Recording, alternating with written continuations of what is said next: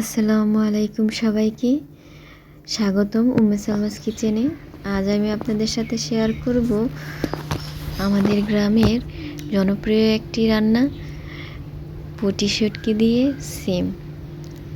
হাতে তৈরি এই পুঁটি শুটকি বাজার থেকে পুঁটি মাছ কিনে কেটে ধুয়ে ভালো করে শুকিয়ে শুটকি করা হয়। হাতের করা এই শুটকিটা খুবই মজা লাগে, এজন্য আমাদের এলাকার প্রায় অনেকেই এই শুটকিটা নিজেরা তৈরি করে সিম দিয়ে খেতে খুব ভালো লাগে। আমি এখানে রান্না শুরু করে দিয়েছি। কড়াইয়ে তেল গরম করে পেঁয়াজ কুচি, রসুন কুচি, তারপর পুঁটি শুটকিগুলো ভালো করে ধুয়ে দিয়ে দিয়েছি। পুঁটি শুটকিগুলো পেঁয়াজের সাথে দিলে এটা তেলের মধ্যে অল্প একটু ভাজা হয়ে যাবে, ভাজলে সুন্দর একটা গ্রান বের হবে। আমি ভালো করে উল্টে পাল্টে মাছগুলোর সাথে পেঁয়াজগুলো একসাথে ভেজে নেব। খানিকক্ষণ ভেজে নেওয়ার পর হালকা বাদামি রং হয়ে এলে আমি এতে একটু রসুন বাটা দিয়ে দেব। আমি শুটকিতে শুধু রসুন বাটাই ব্যবহার করব। রসুন বাটা দিয়ে এতে অল্প পরিমাণের হলুদ, মরিচ, লবণ দিয়ে অল্প পানি দিয়ে কষিয়ে নেব।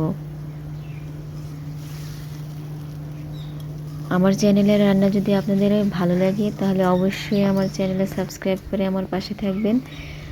আমি চেষ্টা করব আপনাদের জন্য আরও ভালো ভালো কিছু রান্না নিয়ে আসার জন্য আমাদের এলাকার। আপনারা কমেন্টসে জানাবেন আপনারা কী ধরনের রান্না দেখতে চান। আমার শুটকি মাছটা কষানো হয়ে গেছে, এখন আমি এতে কেটে ধুয়ে রাখা সিমগুলো দিয়ে দিচ্ছি। ভালো করে নেড়ে চেড়ে কষিয়ে নেব সিমগুলো, তারপর ঢেকে দেব। খানিকক্ষণ কষিয়ে নেওয়ার পর সিম থেকে অল্প একটু পানি ছেড়ে দেবে। ভালো করে উল্টে পাল্টে কষিয়ে নেব। চুলার আঁচটা অবশ্যই এই সময় মাঝারি থেকে একটু বেশি রাখতে হবে। ঢেকে কিছুক্ষণ রান্না করব, পানি শুকানো পর্যন্ত।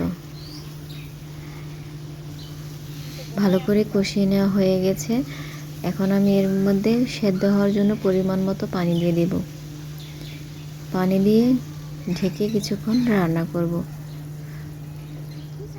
পানিটা পরিমাণ বোঝার উপায় হলো সিমগুলো যাতে ডুবে না যায়, হালকা ভাসা ভাসা থাকবে।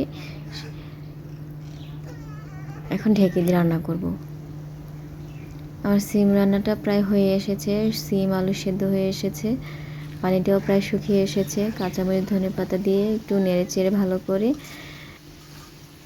আমার রান্নাটা হয়ে গেছে। পুঁটি শুটকি দিয়ে সিম তরকারিটা এই যে দেখতে পাচ্ছেন, কালারটাও কিন্তু খুব সুন্দর এসেছে। আমার ভিডিও ভালো লাগলে অবশ্যই লাইক দিবেন, সাবস্ক্রাইব করে আমার পাশে থাকবেন। আল্লাহ হাফেজ।